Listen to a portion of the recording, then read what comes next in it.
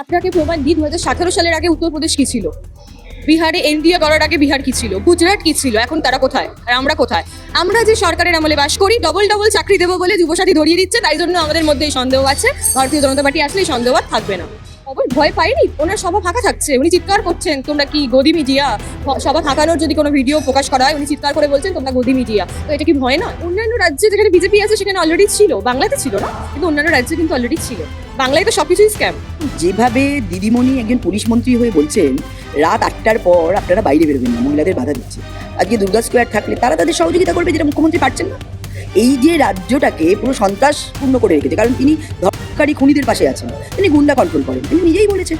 তো স্বভাবত এই দুর্গা বাহিনী এলে অন্তত এই যে রাত 8টার পরে যাতে বেরোতে না পারে, যে পরিবেশ দিদিমণি তৈরি করে ফেলেছে অলরেডি পশ্চিমবঙ্গে, সেইটাকে নিয়ন্ত্রণ করার জন্যই এবং মহিলাদের সুরক্ষার জন্যই এই দুর্গা বাহিনী। দেখুন, আরও 21টা রাজ্যে বিজেপি আছে। এক্সাম্পল হিসাবে উদাহরণ দিন কোথায় বেছে দিয়েছে। আর পশ্চিমবঙ্গের এক্সাম্পল দেখুন, যে সরকারি স্কুল বন্ধ, যারা এখানে শিল্প ছিল তারা এখান থেকে বাই বাই বলে চলে গেছে, ছোট শিল্প বন্ধ হয়ে গেছে, 10,000 স্কুল বন্ধের পথে। তো এইখানে যে বন্ধ চলে যাবে, শেষ হয়ে যাবে যেটা বলছে, সেটা তৃণমূল থাকতে সেই ঘটনা ঘটে চলেছে বহমান। আর ভারতীয় জনতা পার্টির ওপর মানুষ ভরসা রাখছে, শুধু পশ্চিমবঙ্গ নয়, ভারতবর্ষের 21টা রাজ্যে ভরসা রেখেছে। এবং বিশেষ করে লক্ষণীয় যে যেখানে মহিলাদের ভোটের পার্সেন্টেজ সেই সব রাজ্যে বেশি, অর্থাৎ মহিলা, যুব এবং সাধারণ মানুষ প্রত্যেকেই কিন্তু এই ভারতীয় জনতা পার্টির ওপর ভরসা, বিশ্বাস এবং আস্থা রাখছে। পুরোটাই ভয়ভীতি কেটে গেছে, তো আমরা সেই জন্যই সাহস নিয়ে আসতে পেরেছি বা আসছি। তো আশা করি মানে আমাদের সেই ভরসাটা সরকার দিতে পারছে।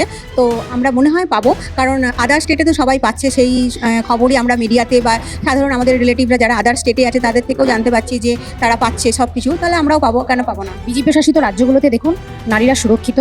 আর নারীদের যে এই যে আজকের দিনে যে আমরা যে নারীদের প্রকল্প যে বেরিয়েছে অন্নপূর্ণা যোজনা হিসাবে 3,000 টাকা করে দেবে, সাথে নারীদের স্বনির্ভরও করবে এবং লাখপতি দিদিরও ঘরে ঘরে যাতে লাখপতি দিদিরা তৈরি হতে পারে সেটাও করবেন এবং কর্মসংস্থানটাও করবে।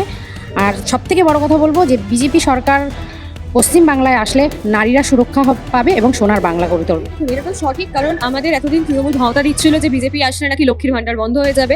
বিজেপি এটা তার মুখ্য জবাব দিয়েছে যে 1500 টাকা মমতা ব্যানার্জি শুধু ভোট ব্যাংক কেনার জন্য দিচ্ছিল, কিন্তু বিজেপি এই টাকাটা ভোট ব্যাংক কেনার জন্য না, বরং মহিলাদের স্বাবলম্বী করার জন্য দিচ্ছে। এছাড়াও বিজেপি শুধুমাত্র এই 3,000 টাকা দিচ্ছে তা নয়, এছাড়াও গর্ভবতী মহিলাদেরকে 21,000 টাকা দেওয়া হবে এবং মহিলাদের জন্য সম্পূর্ণ যাতায়াত ফ্রি করে দেওয়া হয়েছে।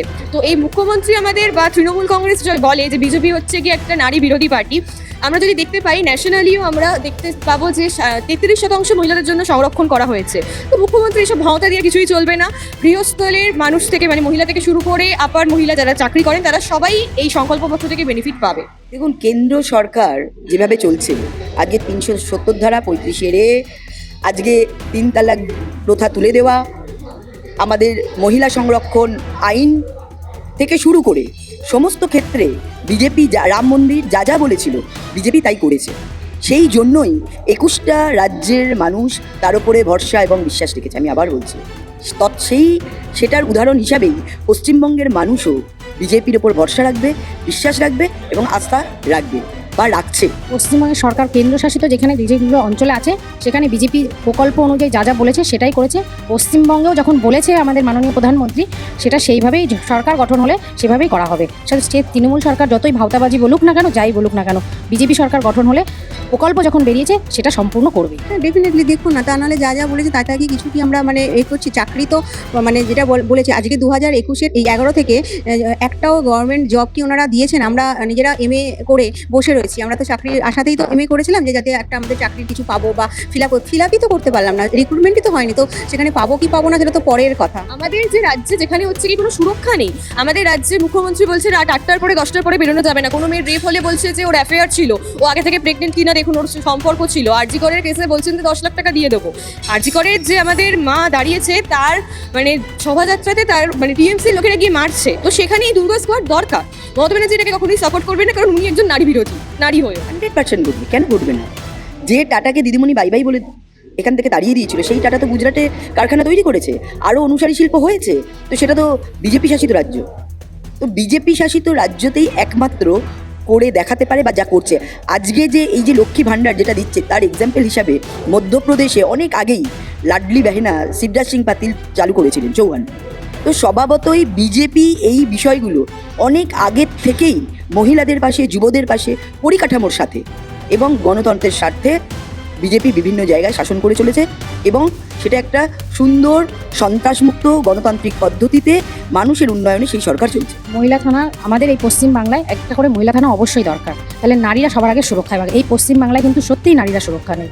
তাহলে কি রাত 8টার পরে কি নারীদেরকে মমতা ব্যানার্জি বলতে বাইরে বেরোতে বারণ করছে, বলছে তাহলে দেখুন আজকের এই পশ্চিম বাংলায় যে যার কর্মসংস্থান অনুযায়ী কোনো সময় যে 8টার মধ্যেই ঘরে ঢুকতে পারবে এটা কিন্তু সম্ভব না। কর্মসংস্থান অনুযায়ী রাত 10টাও বাজতে পারে, সেখানে যদি রাত 10টার পরে কোনো নারীদের যদি কোনো অসুবিধা হয়, একদম একদম একদম পশ্চিমবাংলায় আমরা নিজেরা একদম অসুরক্ষিত, নারীদের কোনো সুরক্ষা নেই। নারী সুরক্ষার জন্য যদি আমরা নিজেরা মানে হয় না ট্রেন্ড, মানে যেটা ট্রেনিং প্রাপ্ত যদি না হয়, তাতে কি হয় দেখুন, শুধু তো মানে সরকার থেকে তো আছেই, প্লাস নিজেদের সেলফ মানে করার জন্য যদি আমরা সেই ট্রেনিংটা পাই বা কোনো রকম সহায়তা বা নিজেদের মানে রক্ষা করা, আত্মরক্ষার যে ব্যাপারটা সেটা যদি হয় তো অনেকটাই ভালো হবে। এবং যদি মানে প্রত্যেকটা মহকুমায় যদি মহিলারা থাকে, অনেক কথা থাকে, যদি সেখানে ছেলেরা থাকে, মেয়েরা বলতে পারে না, কোথাও গিয়ে তাদের একটা হেজিটেশন থাকে, কিন্তু মেয়েরা হলে কি হয়, আমরা সাহস করে যেতে পারি এবং বলতে পারি যে আমাদের এই প্রবলেমটা হচ্ছে। তো এই চিন্তাভাবনাটা তো তৃণমূল সরকারের ছিল না, যে চিন্তাভাবনাটা আমাদের বিজেপি সরকার বলছেন, হয়তো নিশ্চয়ই বলছেন যখন করবেনও কাজে, এটাই তো মানে আমরা বিশ্বাস করতে পারি। কারণ তৃণমূল যখন সরকারে আসার আগে তারাও তো অনেক কথা বলেছিল, তো তারা কি সেই কাজগুলো তাহলে যদি ভাওতাবাজি হয়ে থাকে, তারা যে কথাগুলো প্রতিশ্রুতি দিয়েছিল তারা কি সব ফুলফিল করছে? যদি সেটাই হতো তাহলে এই পরিস্থিতি হতো না। নারী সহায়তা কেন্দ্র তো দরকার, কারণ আমাদের মমতা ব্যানার্জির পুলিশ হচ্ছে কি চটিচাটা পুলিশ, তারা হচ্ছে কি কেস নেয় না। যদি আপনি যদি বিজেপি করেন আপনার তো কেস নেবেই না তারা। তাহলে এই দুর্গা স্কোয়াডটা মহিলাদের জন্য কতটা গুরুত্বপূর্ণ সেটা যখন হবে তখন মহিলারা বুঝতে পারবে। এটা তো মমতা ব্যানার্জি বলবেই, 8 লক্ষ কোটি টাকা দেনা, একটা বাচ্চা জন্মালেই 80,000 টাকা তার মাথায় দেনা, বেঁচে কে দিয়েছে একবার প্রশ্ন করুন না মমতা ব্যানার্জিকে। উনি যদি এতই রক্ষা করেছেন, 2021-এ বলেছিলেন ডবল ডবল চাকরি দেবে, তো যাদের চাকরি ছিল সেটাও তো খেয়ে নিয়েছেন। তো উনি যে বলছেন, ওনার কথা মানুষ কেন বিশ্বাস করবে? মানুষ আরও 21টা রাজ্য দেখেছে, মানুষ কেন্দ্র সরকারকে দেখেছে, তার জন্যই মানুষ ভরসা রেখেছে। হ্যাঁ, এটা তো দরকার আছে। দেখুন প্রত্যেকটা ফ্যামিলিতে তো সবসময় মানে প্রত্যেকটা ফ্যামিলিতে তো সবসময় যে পুরুষরা এখন ডবল ইঞ্জিন সরকার যেমন আমরা আশা করছি যে তাহলে দেশের উন্নতি হবে, তেমনি তো যদি একটা ফ্যামিলিতে দুটো মানুষের ইনকামের পদ্ধতি থাকে বা ইনকামের জায়গা থাকে, নিজের সেলফ এর জন্য সবসময় মেয়েরা কেন হাজব্যান্ড বা বাবার উপরে ডিপেন্ডেন্ট থাকবে? তো যদি মেয়েরা একটা কাজের সুযোগ পায় তো তাদের সেলফ যা আছে সেটা তো তারা নিজেরাদেরটা করতে পারবে। তো আমার মনে হয় এর জন্য আমরা অনেকটাই উপকৃত হতে পারবো। আজকে যদি তৃণমূল কংগ্রেসের সরকারের আমলে এরকম প্রত্যেক মহকুমায় একটা করে মহিলা থানা থাকতো, তাহলে কি আজকে সন্দেশখালী হতো? শেখ শাহজাহান কি এতদিন ধরে ঘুরে বেড়াতে পারতো না? নিশ্চয়ই। এটাই প্রমাণ যে বিজেপি আর তৃণমূলের পার্থক্য। দেখুন, এই পশ্চিমবঙ্গে সাধারণ মানুষ যা পরিষেবা পাচ্ছে সবই কেন্দ্র সরকারের প্রকল্প। মাতৃত্বজনিত ভাতা এটা অনেক আগেই কেন্দ্র থেকে দিচ্ছিল, সেটা আরও বৃদ্ধি করা রয়েছে। 21,000 এবং তার পুষ্টি এটা তো চলছে, এটা তো রয়েছে, এটা তো দিচ্ছে অলরেডি। কিষাণ সম্মান নিধি দিচ্ছে, আয়ুষ্মান ভারত দিচ্ছে। এইখানে এই সরকার লাগু হতে দিচ্ছে না, কারণ বিজেপি পারে, এটা মানুষ বুঝে যাবে। মোদিজির ছবি সমেত যে আয়ুষ্মান ভারত, তাতে 5 লক্ষ টাকা অব্দি মানুষ সুবিধা পেতে পারতো, এখানে কেন দিদিমণি আসতে দেয়নি? কারণ মানুষ বুঝতে পেরেছে যে মোদিজি পারে, সেই জন্য এইগুলোকে আটকে রেখেছে। আমরা এলে সেগুলো চালু করব, প্লাস যেগুলো আমরা সংকল্পপত্রে দিয়েছি সেগুলো আমরা মানুষকে পরিষেবা দেবো। দেখে নিন, 34 বছর বামকে দিয়েছেন, 15 বছর তৃণমূলকে, 5 বছরে দিয়ে দেখুন না কি করতে পারে আর পারে না বিজেপির সরকার। আমরা তো নিজেরাই ইউপিতে যখন গেছিলাম, ইউপিতে তো আপনার যোগী সরকারের সেটাই রয়েছে, অনেক জায়গায় ভাড়া লাগে না, সেটা তো সবার জন্যই আছে। তো সেখানে যদি মেয়েদের জন্য করে তো ঠিক আছে। এবার দেখুন, সবাই তো সবসময় টাকার অভাবে বা টিকিটের জন্য বা নিজেদের সেলফ ডিপেন্ডেন্ট না হতে পেরে বা না করতে পেরে বা সংসারে সব কিছু করে টাকা ভাড়ার জন্য সব জায়গায় যেতে বা করতে পারে না। তাদের যদি মনে হয় তো তারা তখন মানে একটা হেজিটেট ফিল করে বা পরনির্ভর হয়ে থাকতে হয়। যদি ভাড়াটা না লাগে, এটা তো সব থেকে বেশি মানে একটা মানে এক্সট্রা উপরি পাওনা। চাকরি তো পাবে, সে সংসার চালাবে বা নিজে সেলফ ডিপেন্ডেন্ট হবে, স্বনির্ভর হবে, সব ঠিক আছে, চাকরি ব্যবসা মানলাম, কিন্তু তার সাথে যদি ভাড়া না লাগে, যদি রেশন পেতে পারি ফ্রিতে, তাহলে ভাড়াই বা কেন দিয়ে যাবো? তাহলে তো এটা আমাদের এক্সট্রা পাওনা। 33% মহিলাদের সংরক্ষণ, এটা আমার মনে হয় এত বছর ধরে আমাদের স্বাধীনতা হয়েছে কোনো সরকার মহিলাদের জন্য ভাবেনি। অথচ যে সরকারের স্লোগান হচ্ছে মা মাটি মানুষ, সেই সরকার এখনো এটাকে সাপোর্ট করছেন না। এটা মহিলাদের জন্য কতটা মানে ভালো হতে চলেছে সেটা আপনি বুঝতে পারছেন, আমরা বুঝতে পারছি, কিন্তু মা মাটির সরকার এটাকে সাপোর্ট করছে না, কারণ বিজেপি আনছে তাই। তো এই সরকারে আমি বাংলা থেকে দাঁড়িয়ে আর কি বলবো? প্রত্যেকটা মহকুমাতেই একটি করে মহিলা থানা হবে এবং এটাই পসিবল। কারণ মহিলা যদি 50% থাকে, মহিলাদের সুরক্ষার জন্য আমরা দেখছি পুলিশ মহিলাদের ধরে পেটাচ্ছে। আরজি করে একজন ডাক্তার, সে ধর্ষণ হওয়ার পরে খুন হয়ে গেল, পুলিশ সমস্ত তথ্যপ্রমাণ লোপাট করে দিচ্ছে। তো সেখানে যদি মহিলারা থাকে, মহিলা থানা থাকে, সেক্ষেত্রে অনেক বেশি নিয়ন্ত্রণ করতে পারবে মহিলাদের এবং তাদের সুরক্ষা দিতে পারবে, জায়গায় পৌঁছে যেতে পারবে এবং মহিলারা অনেক বেশি ফ্রিলি তাদের কাছে তাদের অসুবিধাটা বলতে পারবে, যেটা এই সরকারের কাছে কখনোই কোনোদিনও সম্ভব নয়। অধিনিয়ম বিল, যে বিলটা এসছে তাতে 33% সংরক্ষণের কথা বলা হচ্ছে। তো সেই সংরক্ষণ মহিলাদের চাকরির ক্ষেত্রেও প্রযোজ্য। তার মানে যুবরা পাবে না? 1 কোটি চাকরি যুবদের জন্য বলা হয়েছে, যুবক এবং যুবতী। এটা ছাড়াও 33% সংরক্ষণ। আমরা কাউকে বাদ দিয়ে কাউকে আলাদা করে দেখতে চাই না। যারা ব্রাত্য, যারা প্রতিনিয়ত নির্যাতিত, যারা অসম্মানিত, তাদের জন্য সংরক্ষণ এই কারণেই দেওয়া হয়েছে, তারা যাতে মূল সমাজের সাথে নিজেদেরকে সমানভাবে দেখতে পারে বা সেইভাবে এগিয়ে আসতে পারে। এই সরকার যেভাবে মহিলাদের পিছিয়ে রেখেছে, তার থেকে তারা নিজেদের স্বাধীনতা ফিরে পেতে পারে। আপনি বিহারে গিয়ে দেখুন, বিহারে অলরেডি পায় এটা। বিহারের মতো রাজ্যে যদি পেতে পারে, আমরা বাংলায় কেন পাবো না? আমরা পাইনি কারণ আমরা থেকেছি একটা চোরের সরকারের আমলে। এটা দরকার, কারণ আপনি একটা যে হাঁসখালি থেকে শুরু করে কামদুনি, আরজিকর থেকে শুরু করে সন্দেশখালী মামলাদের উপর যে অত্যাচার হয়েছে, একটারও আজ অব্দি সুরাহা হয়নি।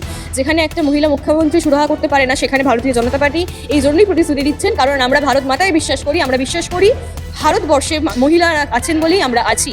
৩৫ লক্ষ মানুষের মধ্যে কতজন ছিল বাংলাদেশি সেটা দেখতে হবে। উনি তো ভোট ব্যাংকের জন্য গেছেন, উনি মা মাটির জন্য গেছেন।